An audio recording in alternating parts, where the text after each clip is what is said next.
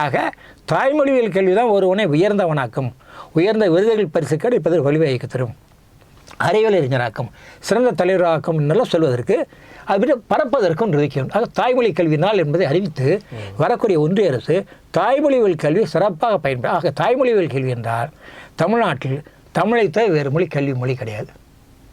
மலையாள நாட்டில் மலையாள தவிர வேறு கிடையாது. இப்படி அந்தந்த நாட்டில் அந்தந்த மொழி கல்வி ஒன்று இருக்கும். அதை வரக்கூடிய ஒன்றிய அரசு செய்ய வேண்டும். ஆக நீங்கள் நலத்திட்டங்களை எல்லாரும் தான் செய்து கொள்ள தேவை கிடையாது. ஏனெனில் தேவைதான். அது காலங்காலமாக மக்கள் என்ன செய்தாலும் அது வளரும் தளரும் எல்லாம் இருக்கு. ஆனால் இந்த மொழி படம் அழிந்து விடுகிறோம். அது தமிழர்களே சாட்சி. வடக்கே இமயமேலே தெற்கே குமரி முறை பரவி கிட தமிழ் மக்கள் தங்கள் மொழியுடன் பிற மொழியை கலந்து பேசி பேசி தங்கள் மொழியை இழந்து வாழ்வை இழந்து இனத்தை இழந்து ஓரங்கட்டு சுருங்கி போய்விட்டார்கள். தென்பகுதிக்கு வந்து அந்த தென்பகுதி சுருங்கி விட்டது. தொல்காப்பில் வடவேங்கடம் தென்கொடியில் அந்த வேங்கட மலை இன்றைக்கு நம்மிடையே இல்லையா? நமது பகுதி இன்று கேரளாவிலும் கர்நாடகாவிலும் இருக்கிறது, ஆந்திராவிலும் இருக்கின்றது. அதாவது 47 இந்தியா விடுதலை அடைந்த பொழுது பெங்களூரில் மைசூர் ஏறத்தை 70-80 விழுக்காடு தமிழ் மொழி பேச இருந்திருக்கிறார்கள். இதெல்லாம் புள்ளிவரம் சொல்கிறது. இது அப்படி இல்லையே. அவர்களே 5 மாறிவிட்டார்கள். ஆக மொழிவழி மாநிலம் வருவதன் மூலம் நம்ம உரிமை அதே மற்றொன்று செய்ய வேண்டும். என்னவென்றால் எந்த மொழியை படித்தாலும் அந்த மொழியிலேயே அந்த அவரவர் தாய்மொழியை பற்றிய சிறப்பு ஒரு பாடம் இருக்க வேண்டும் அவர்களுக்கு. அடுத்ததாக எல்லா மொழியிலையும் தமிழின் சிறப்பை பற்றிய பாடம். ஏனே தமிழ் ஒரு உயர்வு நிற்க மொழி. ஆக தமிழ் மொழியின் சிறப்பு, தமிழ் இலக்கியத்தின் சிறப்பு போன்றவர்கள் எல்லா மொழியிலும் இருக்க வேண்டும் என்ற அப்பொழுதுதான் மொழியை பற்றி ஒரு பகை உணர்வு இல்லாமல் இத்தகைய மொழி. அண்மையில் ஒருத்தர் மலையாளத்தில் கேரளா ஒருத்தர் குறிப்பிட்டார். அப்படி பலர் குறிப்பிட்டார்கள். என்னவென்றால் அது தமிழை எதிர்ப்பவர் இருந்தாலும் கூட என் தாய்மொழியாக மலையாளத்துக்கு தாய்மொழி தமிழ், ஆகவே போற்றுகிறோம் என்று. அதுதான் உண்மை. இது இந்தியா முழுவதும் தாய்மொழிகளுக்கு தாய்மொழி தமிழ் தான். அது தாய்மொழி போற்ற வேண்டுமானால் அது வரலாற்று இடம்பெற வேண்டும், பாடங்கள் இடம்பெற வேண்டும். அது துணைப்பாடமாக வைக்கலாம். இத்தகைய ஒரு பாடமுறையை அவர் கொண்டு வர வேண்டும். அடுத்த இந்த ஒழுக்க கல்வியை நாம் படித்தபோது தான் குடிமை பற்றி சிட்டிசன்ஸ் என்பது போன்றும் இந்த பாட நூலெல்லாம் இருந்தது. மாரல் கிளாஸ் என்று சொல்ல ஒழுக்க இப்பொழுது இல்லை. ஆனால் சில சமய பள்ளிகள் இருக்கிறது. அரசின் பாடத்திற்கு அப்பாற்பட்டு கிறிஸ்தவ பள்ளி, இஸ்லாம் பள்ளி, அந்த சமய கல்வி ஒழுக்க கல்வி சமய கல்வி அவ்வாறு இல்லாமல் காந்தியடிகள் குறிப்பிட்டார்கள். என்ன சொன்னார்? இந்திய மொழியிலே ஏன் உலக மொழியிலேயே மிகுதியான ஒழுக்க நூல் இருப்பது தமிழில்தான். ஆக இந்தியா முழுவதும் ஒன்றுபட்ட ஒன்றாக இருக்க வேண்டும் என்றால் ஒழுக்கத்தில் சிறந்து இருக்க வேண்டும், அனைவரும் தமிழை படிக்க வேண்டும் என்றார். அதெல்லாம் மறைத்து விட்டார்கள் தமிழை படிக்க சொன்ன காரணம். அப்படிப்பட்ட ஒழுக்கம் நிறைந்த தமிழ் மொழி, தமிழ் இலக்கியங்களை பாடமாக வைக்க வேண்டும், ஒழுக்க வகுப்பு என்று வைக்க வேண்டும். இவற்றையெல்லாம் இளமலையிலிருந்தே பாடமாக சொல்லி இப்படி ஆற்றை சொல்லி சொல்லிக் கொடுக்கிறார்கள். பாடமாக ஒரு எழுத்து கல்வி என்பது 10க்கு பிறகு பிறமொழி கல்வி வந்தால் போதும். அப்படி சொல்வது மூலமாக மனத்தில் பதிந்து ஒழுக்கத்திற்கு தங்களை அறியாமலே ஒழுக்கப்பதை சென்று விடுவார்கள். இப்போ காந்தியடிகள் சொன்னாங்க தமிழை படிக்க சொன்னாங்கன்னு சொல்கிறீங்க. காந்தியடிகள் தமிழ் படித்தாரா? படித்தார். அது காரணம் என்ன சொன்னார்? தென்னாப்பிரிக்காவில் அவர் போராடிய பொழுது அவர் துணையில் இருந்தவர் தமிழ் மக்கள். தில்லையாடி வள்ளுமே ஒரு தமிழாக எனக்கு துணை என்றால் இதற்காக நான் தமிழை படிப்பேன். தமிழை படித்தார். எனக்கு தோரோடு தோல் கொடுத்த இந்த மக்களுக்காகவாது நன்றி காட்டார் தமிழை பற்றி தமிழை ஒரு கையில் இருப்பவரோடு அவர் பார்க்கலாம். தமிழ் அவரது புத்தகம் இருக்கிறதா, வாழ்க்கை வரலாறு புத்தகம் சத்தியசோதரி, அது தமிழ் பதிவில் பார்த்துக்கின்றால் காந்தி அவர் கையெழுத்தை பார்க்கலாம் தமிழில். ஆமாம்.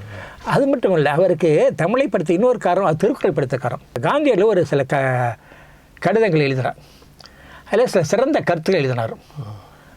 அதை விட காந்தி அவர் எழுதி கேட்டார், இவ்வளோ சிறந்த கருத்துக்களாக இந்த இலக்கியத்தை இருக்கிறது எனக்கு சொல்லுங்கள், நான் படிக்கிறேன். என்ன நீங்கள் இந்தியா உள்ள தமிழ்நாட்டில் உள்ள தமிழ் மொழி இத்தகைய இலக்கியங்களே அந்த திருக்குறள், நான் சொன்னால் திருக்குறள் அதை வெளிநாட்டில் போய் தெரிஞ்சுக்கப்புறம் அப்படியே இங்கே சேருவார். உடனே திருக்குறள் கற்றுக்கொள்ள வேண்டும் என்று நான் திருக்குறளை கற்பதற்காக தமிழை கற்கணும்னு கேட்டான்.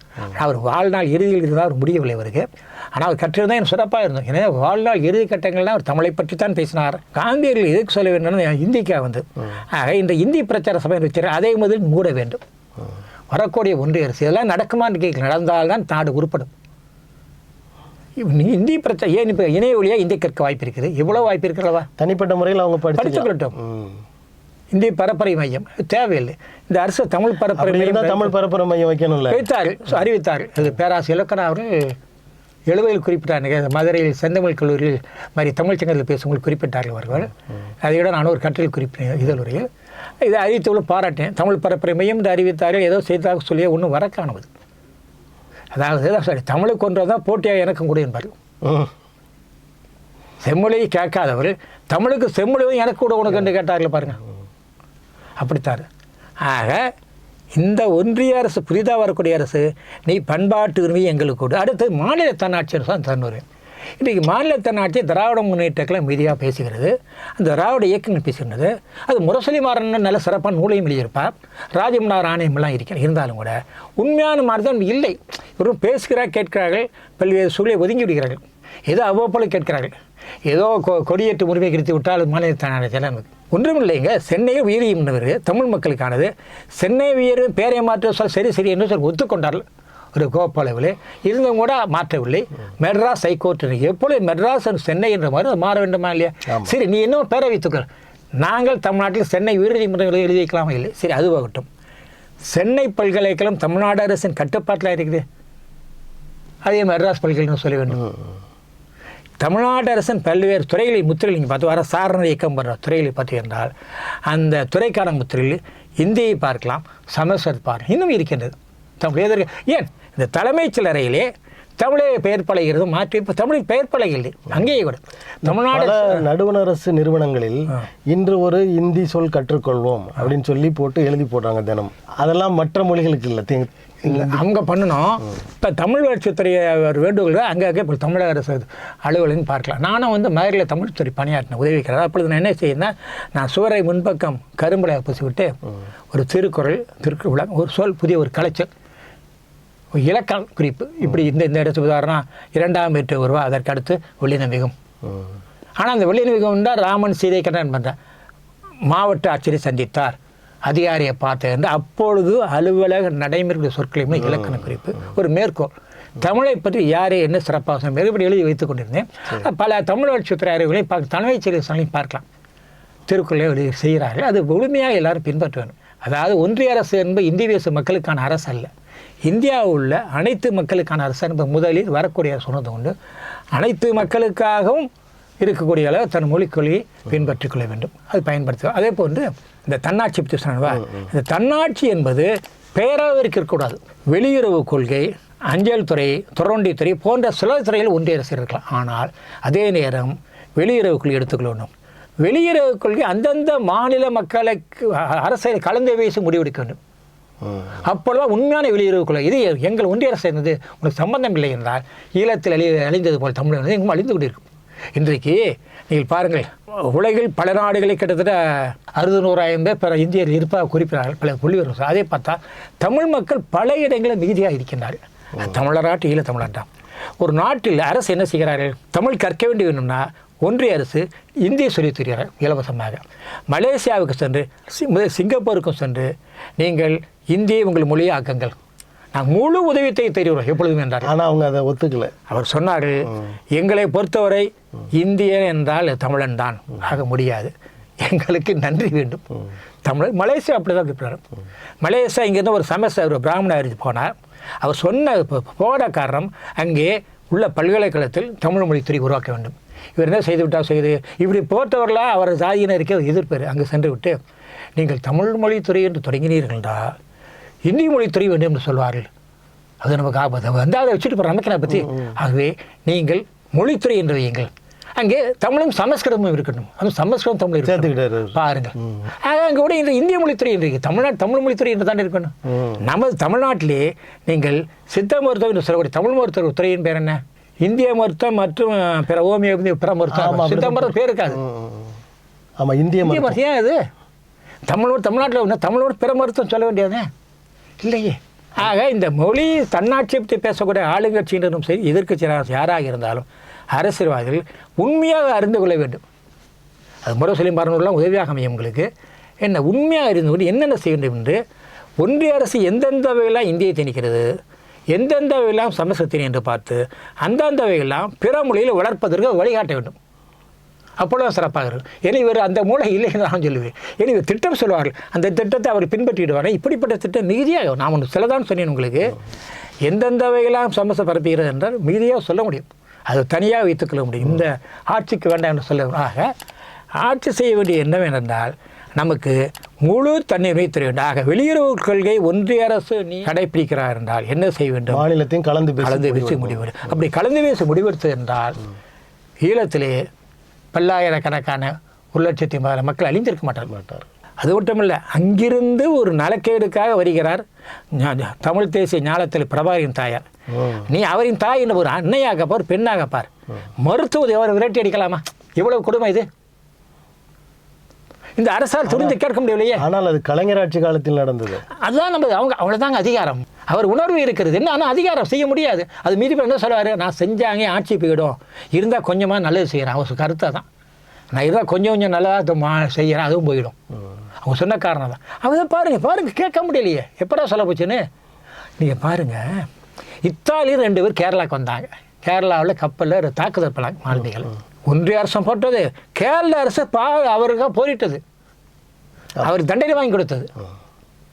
ஆனால் இங்கே 500க்கு மேற்பட்டோர் இருந்தால் இன்றைக்கு கணக்கு எனக்கு தெரியவில்லை, இறந்திருக்கிறார்கள். யார்? தமிழக மீனவர்கள் இறந்திருக்கிறார்கள். ஆயிரக்கணக்கான தமிழக மீனவர் துன்புற்றிருக்கிறார்கள், ஊனம் பெற்றிருக்கிறார்கள். கோடிக்கணக்கான சொத்துக்கள், கப்பல், சொத்துக்கள் எல்லாம் போயிடுச்சு. என்ன செய்ய முடியுது? அதே ஏன்னா கேரளாவுக்குரிய அதிகாரிகள் ஒன்றிய அரசு இருந்து அவர்களுக்கு ஆதிக்கம் செலுத்தி உதவி செய்ய முடியவில்லையே. மாநில அரசை கேட்டால் என் மாநில மக்களுக்காக நான் சொல்ல முடியவில்லையே, அந்த உரிமை இல்லையே. ஆக பெயரளவிற்கு மாநில சுயாட்சி என்று பேசக்கூடாது. வரக்கூடிய ஒன்றிய அரசை நமது ஸ்டாலின் வழிகாட்டி உண்மையான ஒன்றிய அரசாக இருக்கிறது என்ன, அதற்காகத்தான் அவரை ஆட்சி பொறுப்பில் இருக்க வேண்டும் என்று கூறி இன்றைக்கு மம்தா பண்ண இருக்கலாம், சிலராக இருக்கத்தான் செய்கிறார்கள். அவர்கள்லாம் ஒரு ஆட்சிக்கு நடந்து வேறு சில கணம் எதிர்ப்பு தெரிவித்து கொண்டிருக்கிறார்கள். ஆனால் ஒரு பகுத்தறிவு கூட்டம், இனமானம், விழிப்புணர்வு, தன்மதி பல வேண்டும்னா தமிழ்நாட்டு தலைவராக தான் முடியும். அவர்களும் இருக்கும். ஒன்றியத்தில் தமிழர்கள் இருந்தால் ஆக வேண்டும். அப்போ சும்மா இல்லை, அதிகாரத்தோடு ஏன்னா இருந்திருக்காங்க. அதிகாரத்தில் இதே சமரம் அமைச்சராக இருந்தாருங்க. ஒரு இந்திய தலைமை அமைச்சர் இந்திய பரப்பக்கூடிய ஒரு கையெழுத்து போட்டிருக்காரு. அவரை கேட்டோம்னா எனக்கு தெரியலைங்க, கூட்டவங்களுக்கு இந்தியில் கையெழுத்து வாங்க போட்டாங்க, அது என்ன இருக்கு எனக்கே தெரியலைங்கிற. அவர் என்ன செய்ய, என்னடா சொல்ல ஆங்கிலத்தை எழுதி கொடுறாங்க, அது தமிழர் கேட்டுருக்கோம் இல்லையா?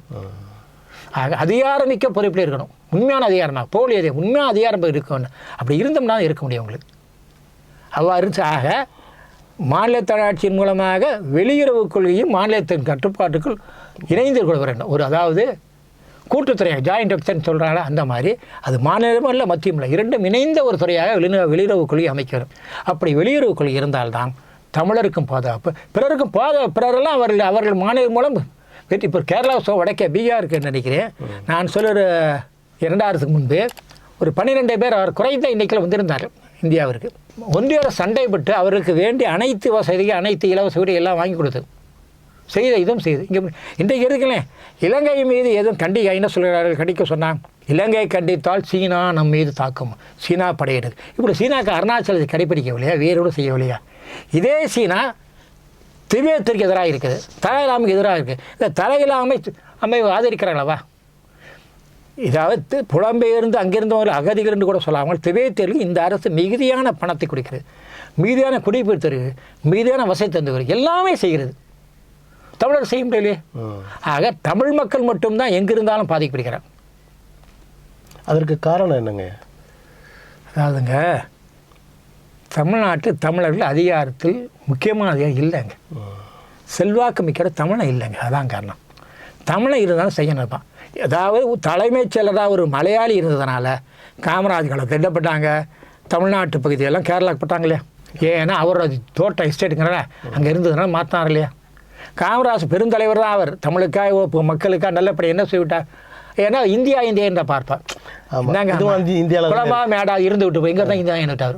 அவர் தெருவில் பிற மொழியை பேசக்கூடியவன் அந்த மொழியாக இருக்கின்றான், மொழிக்காரனாக என்னாமல் எங்கிருந்தா இந்திய அவரால் தான் பாதி எழுந்து உண்மை ஒத்துக்க வேண்டும். அந்த கல்வி வளர்ச்சிக்கு போன்றவற்றுக்கெல்லாம் பல காமராஜ் செய்து மறக்க முடியாது. சத்தியமூர்த்தி அவர் குரு என்பார்கள். அவர் தான் சத்தியமூர்த்தி என்று பேராசிரியர் கொண்டார். கலைஞர் அவர் புத்தகத்தை மிகச்சிறந்த அவர், எளிமையானவர், அதெல்லாம் மறுக்க முடியும். ஆனால் இந்த மொழி நிலத்தை கொடுத்தது எண்ணத்தை விட்டார். நேரு துணிந்து எதிர்த்தவர், அவர் காந்தியை துணிந்து எதிர்த்திருக்கிறார். இதான மொழியை பொறுத்த இந்தியா தானே, எங்கிருந்தால் என்ன இந்திய என்ற தவறான இந்தியன் இங்கிருந்தான் இந்தியன் தவறாக என்ன வந்துவிட்டது. ஆக அந்த காங்கிரஸ் ஆட்சி வந்தது காரணத்தாக அப்பொழுது அதாவது மொழி வாரியமான பிரித்தார்களா, பிற மாநிலங்களும் மொழி வாரியம் பிரித்த உடனே என்ன செய்தார்கள்? தத்தம் மொழியை தாய்மொழியை உடைகளை உயர்நிலை பொருட்கள் அதிகாரம் கொடுத்தார்கள்.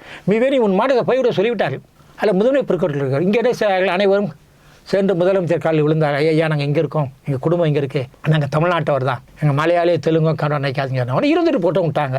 அப்படி இருந்துட்டு போட்டு அவர்கள் பரம்பரை பெருமா ஈயாப்பாதிகா ஈக்காப்பாதிகாயா ஐஏஎஸ் ஐபிஆர் அவங்க பிள்ளைங்க தான் வராங்க பெரும்பாலும். அவங்க ஒரே என்ன பண்ணுறாங்க, அவங்க அதே வழியில் வரும்பொழுது தாங்க அதிகாரத்தை பெறும் தமிழுக்கு செய்வதில்லையே. அவருக்கு தமிழுக்கு பகாயிகளாகவும் தமிழுக்கு ஆதரவாக இருப்பதில்லை. அதான் உண்மை. அந்த மனநிலை வரல. மேம்போக சில கூட்டங்கள் பேசலாம், ஆனால் எழுத்து மொழி வரும்பொழுது அவர்கள் தவறான கருத்தை விதைத்து விடுகிறார்கள். ஏன்னா அவருக்கு அந்த உண்மையான தமிழை பற்றிய சிறப்பு அவர் தெரியாது.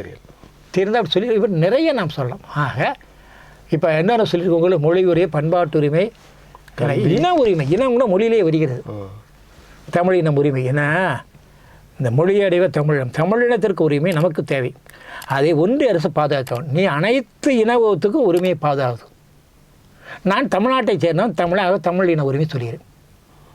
அது மாதிரி ஒவ்வொரு இனத்துக்குமான உரிமை. இப்பொழுது ஒரு இலங்கையில் தமிழன், அங்கேயே உனக்கு நீ என்ன செய்ய வேண்டிய, இலங்கை அவன் அங்கே குடியுரிமை வாழ வசதி செய்து விடுறான். இங்கே வைத்திருக்கின்றான், இங்கே முழு உரிமை இருக்கின்றான். இங்கே இருக்க திபெத்தியருக்கு இருக்கக்கூடிய அவனுக்கு இல்லையே.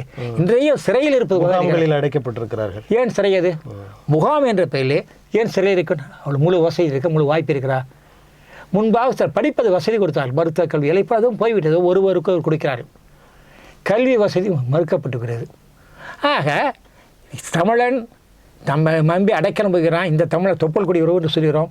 அவன் இங்கு முகாம் என்ற பெயரில் சிறையில் அடைக்கக்கூடிய நிலை இருக்கின்ற காரணம் அது போக வேண்டும் என்றால் எங்களை இன உரிமையை ஒன்றிய அரசு பாதுகாக்க வேண்டும். ஒன்றிய அரசு என்பது எல்லா 96 அதுக்கு மேற்பட்டு வைத்திருக்கிறார். அந்த துறைகள்லாம் தூக்கி எறியட்டும். அவர் அந்த அதிகாரம் தேவையில்லை. மிகச்சிலவற்றில் அதிகாரம் செல்லும். அந்த மிகச்சிலவற்றில் வீட்டில் இடம்பெற வேண்டும். மீதெல்லாம் கல்வியை பற்றி தான் கவலைப்பட வேண்டாம். கல்வியை அந்தந்த மாநிலம் பார்த்துக்கணும். இவ்வாறு நலவாழ்வு அந்தந்த மாநிலம் பார்த்துக்கொள்ளட்டும். அனைவருக்கும் மருத்துவ கல்வி, இலவச கல்வி அவங்க தமிழில் பார்த்தீர்கள். தமிழ்நாட்டில் சராசரி உரை கூடுதலாக இருக்கிறது. பல இலவச மருத்துவம், மகப்பேறு கால தரக்கூடிய உதவி, நோயாளிகளுக்கு தரக்கூடியது, வீடு தேடி வரும் மருந்து, பல மருந்துகள் மாத்திரை பிறமான இப்படி இலவசம் இருக்குது. அம்மா உணவு வந்த பிறகு மிக குறைந்த விலைக்கு ₹1 உணவு, ₹5 பாத்திரம் கிளம்புறது. அது பல பேர் அதான் உனக்கு இதை பார்த்தா அண்ணா உணவு இங்கே கொண்டு வந்தாலும் வேறு மாதிரிலாம் பின்பற்றார்கள். இப்படி உணவாகட்டும், இப்படி பல்வேறு திட்டங்களை பாருங்களேன் கொடுக்குறாங்களா. அது மட்டும் இல்லாமல் அந்த பொங்கலுக்கெல்லாம் தரக்கூடிய பரிசெல்லாம் பார்த்துக்கலாம். பேருந்து கட்டணம் இலவசம். இதையெல்லாம் நீ எப்படி செலவில் சேர்க்கணும். இதெல்லாம் வருவாய். செலவு என்றால் என்ன? செலவில் வருவாய். அப்படி வருவாய் சேர்ந்தானா தனிநபர் வருவாய் கூடுதல். பிற மாநிலங்கள் கூட இந்த நலத்திட்ட உதவிகளாம் சேர்த்து பார்த்தீங்கன்னா கூடுதலாக இருக்குது. ஆக ஒன்றிய அரசு தமிழ்நாட்டில் நிலத்தை இப்பொழுது பல பேரை அனுப்பி பார்க்குறார்கள், எப்படி கேட்கிறார்கள், பின்பற்றுகிறார்கள். பாராட்ட ஒன்றிய அது எந்த கட்சியாக இருந்தால் தமிழ்நாட்டை தமிழக அரசு எதிர்க்கக்கூடிய கட்சியாக இருந்தாலும் பாஜக அரசை பாராட்டியிருக்காங்க. அதை பாராட்டி அதை மறக்க முடியாது. அந்த என்ன செய்யணும், அந்த ஒன்றிய அரசு நலத்திட்டங்களை பின்பற்றும். ஆனால் நலத்திட்டங்களே மக்கள் நம்பியிருக்க வேண்டிய நிலை இல்லாமல் அனைவருக்கும் எல்லாம் கிடைக்கூடிய வழி வைத்தரும். முதலில் 2 அடிப்படை அனைவருக்கும் கட்டணம் இல்லாத கல்வி, அனைவருக்கும் கட்டணம் இல்லா மருத்துவம், இந்த 2ம் கிடைப்பதற்கு ஒன்றிய அரசு வழிவகை செய்ய வேண்டும். அதற்கு மாநில அரசு பயன்படுத்தும். ஆக வரக்கூடிய ஒன்றிய அரசு எதிர்க்க அரசு வேறு நிலத்திட்டங்களுக்கு கவலைப்பட வேண்டாம், அவர்கள் பார்த்துக்கொள்ளும். அடுத்து மாநிலங்களுடைய பிரச்சனை வருகிறதா, அந்த சிக்கல்கள் வரும்பொழுது அது தீர்ப்பதற்கு ஒன்றிய அரசு தலையிட வேண்டும். ஒரு நல்லிண குறைவாக இருக்கணும். இந்த இந்தியா பற்றி என்ன சொல்கிறார்கள், அணிசாரா நாடு என்று சொல்கிறார்கள். அணிசாரா நாடு அணி பக்கம் சார்ந்தான் நிற்கிறது. அணிசாரா நாடா இலங்கை பக்கம் சார்ந்தது இல்லையே. ஆக அணிசாரா என்ற போலி பேர் இல்லாமல் உண்மையிலேயே உண்மையின் பக்கம் சார்ந்திருக்க வேண்டும். ஏன் உண்மை பக்கம்னா பர்மாவில் பார்த்திருந்தால் தமிழ் மக்கள் பெருமளவு பாதிக்கப்படுற. எப்படி என்றால் அங்கே 20 லட்சத்துக்கு மேற்பட்ட தமிழ் மக்கள் இருக்கிறார்கள், இருந்தோம். ஆனால் சொல்ல அஞ்சிக்கிறார்கள். அங்கு பாடநூலில் தமிழ் பர்மா மொழியிலே இருக்கும் தமிழ் கிடையாது, அடைபட்டு போயிட்டு. அங்குள்ள இன்றைய ஏற்கனவே இருந்தது அங்குள்ள இன்றைய தலைமுறைகளுக்கு பிள்ளைகளுக்கு பர்மா மொழி அவனும் பர்மியன் தான், அவனுக்கு தமிழ் தெரியாது. அவன் அம்மா பர்மா பேர் அப்பா பேர் தமிழை ஆகிட்டான். கொஞ்சம் பள்ளி முடித்து வரனா தமிழ் தெரியும், ஆனால் பர்மா பிடிக்கும். கொஞ்சம் போனத்தான் பேசுவான். அதுக்கு மேலே ஆளுகளாம் தமிழில் படிக்க தெரியாது, பேச தெரியும். கொஞ்சம் மூத்தவர்களாம் தமிழை பற்றி தெரியுது, தமிழை எங்கே படிக்க சொல்லி கொண்டு இருக்கிறார். ஆக தமிழே எல்லாம் அழிந்து கொண்டிருக்கிறது. ஒரு 99 மொழிகள் பட்டியல் பர்மா கொடுத்துருக்கு. கிட்டத்தட்ட 100 மொழிகள் பார்க்க வேண்டியது. என்ன மொழிகள் பட்டியல்? பர்மாவை மியான்மர் என்று சொல்கிறார். அந்த மியான்மரில் உள்ள என்னென்ன மொழி இருக்கிறார், அந்த மொழிப்படியில் தமிழை இடம்பெறவில்லை, பார்த்துக்கொள்ளுங்கள். இப்படி பல இடங்களை சொல்லலாம். இன்றைக்கு நீங்கள் எங்கு பார்த்தாலும் தமிழை கற்றுக்கொள்ள இந்தியை கற்றுக் கொடுக்கிற அரசு தமிழை கற்றுக் கொடுப்பது கிடையாது. சரி, இப்போ கனடா வந்து தமிழருக்கு பண்பாட்டு மாதம் என்று தமிழ் மாதம் இருக்கிறது. பல கனடா, சிங்கப்பூர் போன்ற இடங்கள்லாம், ஆஸ்திரேலியா தமிழுக்கு முதன்மை தெரியும். ஆனால் யாரால் தெரியல, அங்குள்ள தமிழ் மக்களால், குறிப்பாக ஈழத்தமிழர்களால், அங்குள்ள அந்த நாட்டு மக்களால் கிடைக்கும். இந்திய அரசால் கிடைக்கும். இந்திய அரசு ஒரு சிறு உதவு கிடையாது. ஆனால் இந்தி எங்கெங்கு கோலோச்சுகிறோ அங்கெல்லாம் இந்திய அரசால் இருக்கிறது. இதை பின்னால் அந்த நிலையை மாற வேண்டும். எல்லா தூதரகங்களும் கட்டாயமாக தமிழ் படித்தவர்கள் இருக்க வேண்டும், தமிழை அறிந்து இருக்க வேண்டும். அப்படி நிலையை கொண்டு வரும். குறைந்தது 1000க்கு மீதியாக வாழக்கூடிய தமிழ் மக்கள் எல்லா நாடுகளுமே கிட்டத்தட்ட 86 நாடு சொல்ல, அங்கே உள்ள தூதரகத்தில் தமிழ் படித்த ஒருவராக இருக்க வேண்டும். அந்த நிலையை இந்த அரசு கொண்டு வேண்டும். ஆக எல்லா வகையிலும் அங்கே, அதாவது தமிழ் தமிழ் என்று சொல்லுகிற பிற மொழி என்னன்னு கேட்கலாம். நாம் தமிழை பற்றி பேச வேண்டும், பிற மொழிக்கார அவர்கள் பேசட்டும். என்ன அடுத்தது, இது முதலில் இது உயர்தனிச்ச மொழி. இதற்குரிய சிறப்புக்காக பிற மொழிக்கு தன்னாக சரி பிற மொழிகளும் சென்றிருக்கிறீங்க. அங்கே தமிழர் சங்கம் இருக்கும். அந்த நிகழ்ச்சி கலையை பார்த்தா தெலுங்கு மலையாளர்கள் பங்கேற்பார்கள். அந்த இடத்துக்கு தமிழாக வந்து இருக்கா. பிற நாடுகளில் நானும் பார்த்தேன். சில நாள் இப்போ நியூசிலாந்து நண்பர் குறிப்பிட்டார், அவங்கள தமிழ்ச்சங்கங்கள் அந்த மலையாளிகளாக வந்து நாட்டியம் பரநாட்டியம் கற்றுக்கொள்ள பேச ஈடுபட்டு செய்கிறார்கள். ஆக அங்கே தமிழ் என்று வந்து விடுகிறார்கள் அவர்களை பொறுத்தவரை. ஆக தமிழராக இருந்தாலும் கூட இந்த 4 மொழியிலேயே ஒரு மொழி ஒன்றாக வருகிறார்கள். அப்படி இருக்கின்ற காரணத்தால் தமிழ் மொழியின் சிறப்பை வந்து இந்த ஒன்றிய அரசு எல்லா நாடுகளிலும் பரப்ப வேண்டும். அது துணை நிற்கிறது. அதுக்கு நாம் அரசு வலியுறுத்த வேண்டும். ஐயா, இது தவிர வேறு ஏதாவது முக்கியமான சிறப்பான நிகழ்வுகளில் நிகழப்போக வேண்டியவைகள், அவங்க செய்ய வேண்டியவைகள் எப்படி ஏதாவது நினைக்கிறீங்களா? அதை பற்றி சொல்ல விரும்புகிறீங்களா? அதாவது ஒன்றிய அரசு உலக பரிசு, நோபல் பரிசு போன்ற உலக பரிசு திட்டங்கள் பரிந்துரைக்கலாம், தவறு கிடையாது. எனவே இன்றைக்கு தமிழுக்கு நோபல் பரிசுன்றது ஒரு பெரிய குறை இருக்குது. அதாவது கடந்த ஆண்டு இறந்து விட்டார் பாவலர் வேணுகுணசேகரன் என்று. அவர் திருத்தமிழ் பாவை என்ற அழகான ஒரு பாவியம் எழுதியது, மிக அருமையானது. அதெல்லாம் நோபல் பரிசு பெற வேண்டியது. அது இறந்தவர் தரமாட்டார்கள். வாலங்கவிஞராக பெருங்கவிக்கும் அவர் செய்தி காப்பியம் என்று 12 தொகுதி எழுதுகிறார். அவ்வாறு 12 தொகுதி எழுதிய காப்பியம் உலக மொழியில் இருக்க என்று தெரியவில்லை. இதெல்லாம் அவர் வந்து அரசை பரிந்துரைக்கலாம், தவறு கிடையாது. எப்படி தமிழில் நிறைய கவிஞர் தமிழில் இருக்கின்றார்கள், பிற மொழியில் இருந்தாலும் பெரிய தவறு கிடையாது. ஆனால் கட்சி அரசியலுக்கு அப்பாற்பட்டு வேறு எந்த ஒரு குறுக்கீடு இல்லாமல் பரிந்துரைக்க வேண்டும். அதுதான் சிறப்பாக இருக்கும். ஐயா, நீங்கள் மற்றவங்களுக்கு நோபல் பரிசு கொடுக்கணும் அப்படின்லாம் பேசுகிறீங்க. உங்களுக்கு நோபல் பரிசு கொடுக்க வேண்டும் என்று சிலர் பரிந்துரைத்ததாக கேள்விப்படுகிறோம். அதாவது அன்றே சொன்ன அறிவியல் சங்க காலம் என்று ஒரு நூலை எழுதியிருந்தேன். அதில் சங்க காலத்தில் அதாவது சங்க பாடலில் உள்ள பல கருத்துக்கள் இன்றைய அறிவியலுக்கு மிகவும் பொருத்தம் சிறப்பாக இருக்குது. அதாவது இன்றைய அறிவியல் சொன்னது அன்றைக்கே சொல்லியிருக்கிறார்கள். அதை பார்த்து மலேசியா ஆங்கில பேராசிரியர் தினம் பாராட்டி பேசுவார். நான் அது நோபல் பரிசு பரிந்துரைக்கிறேன் என்றார். அப்போ அவரும் குறிப்பிட்டேன், ஐயா இது நோபல் பரிசு காலம் முடிந்து விட்டது, அது அந்தந்த காலத்தில் பிப்ரவரிக்குள்ளே முடித்து விட வேண்டும். அது கால வரம்பு வைத்திருக்காள். எப்பொழுது விண்ணப்பிக்கும், எப்பொழுது செய்யணும், எப்பொழுது பரிசீலனை செய்யணும். அடுத்த ஆண்டு பண்ணலாம் இல்லை சொன்னேன். அதை கோர்ஸ் நான் இல்லை அப்படியாவது அவங்க தெரிந்து கொள்ளட்டும் இருக்கிறேன், நான் பரிந்துரைக்கிறேன். அதே போல் மற்றொரு மதுரையிலிருந்து நான் வந்து ஒரு வெறிலியர் ஒரு நூலை, வெறிலி என்றால் நோய், அதாவது அச்ச நோய். அச்ச நோய்க்கு நான் வெறிலின்னு ஒற்றை சொல் குறிப்பிட்டிருந்தேன். போபியா என்று ஆங்கிலம் சொல்கிறாள். அதை பற்றி 5 தொகுதி வெளியிட்டிருந்தேன். 5 தொகுதியும் கலைச்சொற்கள் நிறைந்தது. கலைச்சொற்கள் என்றால் இந்த கிரேக்க, லத்தீன், பிரெஞ்சு சொல்லலாம் இருக்கும். அவன் தமிழில் நல்ல தமிழில் மூலச்சொல் பார்த்து அதை பார்த்து இவ்வளோ இப்படிப்பட்ட ஒரு நூல் எதுவும் முடியாது அனுப்பி அப்போ அவரிடம் கூறினேன், ஐயா நீங்கள் சொல்லுறான் காலங்கட்ட நிற்கிறீர்கள். 2வது எனக்கு அப்புறம் தெரிய வந்தது. அவரும் அனுப்பினார். நான் வேணா நோபல் பரிசுக்காக அனுப்பின மகிழ்ச்சியாக இருந்தால் அது உண்மையான பரிந்துரையாக எடுத்து வரலாம். ஏனெனில் நோபல் பரிசு என்ன இலக்கியம் என்று பார்த்தால் கதைக்கு தருகிறார்கள், புனைவுக்கு தருகிறார்கள், கதைக்கு தருகிறார்கள், நாடகத்தை உரைநடைக்கு தரவில்லை.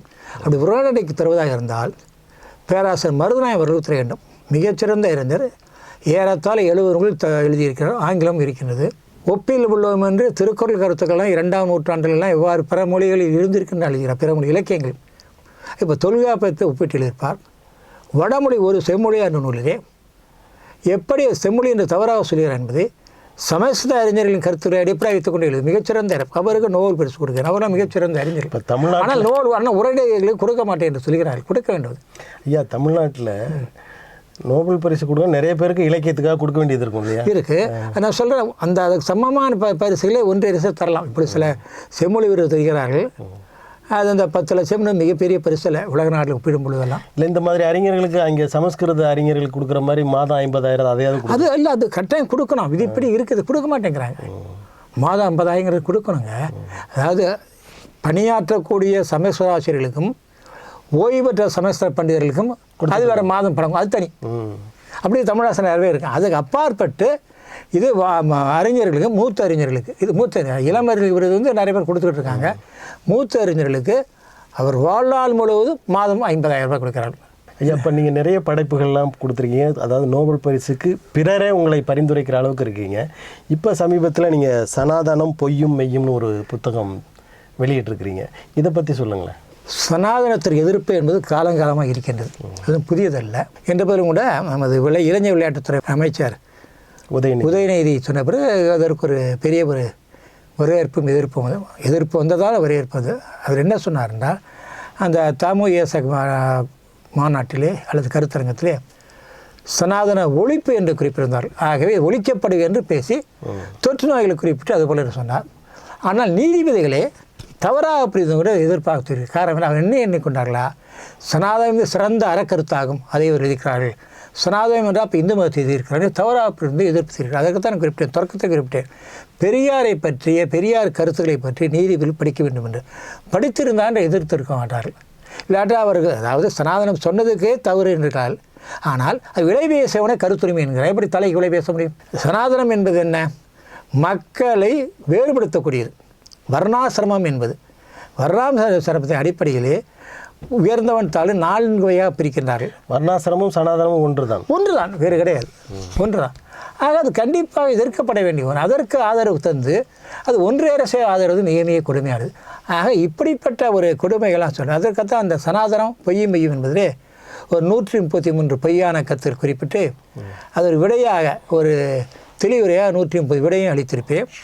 அதே போல் உண்மை நிகழ்வுகள், நீதி தீர்ப்புகள், நமது ஆளுநர் உட்பட அப்புறம் தவறாக குறிப்பேன். தவறாக என்றால் திருவள்ளுவரை சனாதனவாதி என்பது, ராமலிங்க அடிகளை சனாதனவாதி என்பது, இப்படி பலரை மிக தவறு. அது ராமலிங்கர்கள் சனாதனத்தை பறவை எழுதியிருக்கிறார். பிறப்புக்கும் எல்லா உயிருக்கும் என்று சனாதனத்தை எடுத்து திருவள்ளுவர் எழுதியிருக்கின்றார். வேள்விக்கு எதிராக எழுதுகிறார். ஆனால் இவர்களையே சனாதனவாதி மக்கள் என்னவார்கள், திருவள்ளுவர் சனாதனவாதி, அவர் எதிர்க்கிறார்கள் என்று தவறாக புரிந்து கொண்டு தவறாக எழுதி கொண்டு அதற்கு எதிர்ப்பற வேண்டுமல்ல. ஒன்றிய அரசு புதிதாக மிக ஒன்றிய அரசு தலையிட்டு இந்த சனாதனம் என்பதற்கு என்னென்ன தீமை, அது ஏன் இருக்குன்னு மக்களிடையே பரப்ப வேண்டும். இப்பொழுது இந்த சதி திட்டம் என்ற உடன்கட்டையதெல்லாம் எப்படி பரவியது, எதிர்ப்பானது? ராஜாராமன் இப்போ எதிர்த்தாலும் கூட மக்களிடையே இதோட கருத்துக்கள் வந்ததுனால. இப்போ குழந்தை திருமணம் அதன் காரணம் தமிழ்நாட்டில் திராவிட முன்னேற்ற கழகம், திராவிடர் கழகம், திராவிட முன்னேற்ற அந்த அதாவது நடைத்தர நூலகத்தை அமைத்தார்கள்.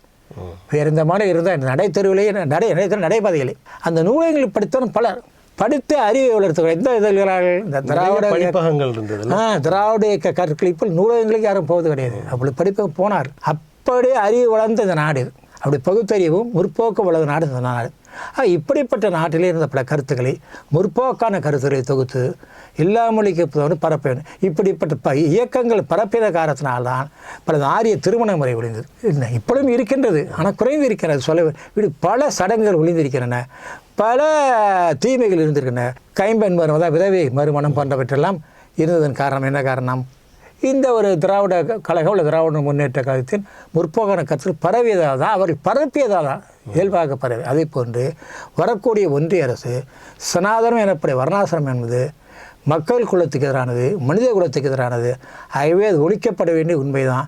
ஆக நீங்கள் அதை நம்ப வேண்டாம், அதை ஏற்க வேண்டாம். அது ஆதரவான தவறு என்பதை ஏன் தவறு என்பதையும் விளக்கி மக்களை ஒரு பண்பாடு உள்ளவராக, ஏன் பண்பாடு என்றால் உயர்தாழ்வு எப்படி பெண்களை இழிவாக சொல்கிற சனாதனம், பெண்களை சனாதனம் இழிவாக சொல்வது எந்த ஒரு கருத்தும் இழிவாக அந்த அளவுக்கு இழிவாக சொல்கிறது. அப்படி இழிவாக கருத்துக்களை ஒழிக்க வேண்டும் என்ற உண்மையை மக்களும் கொண்டு சென்றால்தான் மக்கள் அந்த பணியை வரக்கூடிய ஒன்றிய அரசு செய்தால் மிக சிறப்பாக நல்லதாக இருக்கும் இந்த கருத்து. நன்றிங்க நேயர்களே. இதுவரை அறிஞர் திருவள்ளுவன் அவர்கள் தமிழ் மொழி பற்றியும் இனம் பற்றியும் பண்பாடு பற்றியும் கல்வி பற்றியும் எல்லா விதமான துறைகளை பற்றியும் பேசினார்கள். வருகின்ற ஒன்றிய அரசு எப்படி செயல்பட வேண்டும் என்பதை எடுத்துரைத்தார்கள். மற்றொரு தலைப்பில் ஐயா அவர்களை நாம் சந்திப்போம். நன்றி, வணக்கம். ஒரு நலத்திட்டங்களை மட்டும் கூறாமல் வேறு கண்ணோட்டத்திற்குரிய கருத்தை ஏற்றுக்கொண்டு மக்கள் வரவேற்க வேண்டுகிறேன். அனைவருக்கும் என் நன்றி, முற்றத்திற்கும் நன்றி.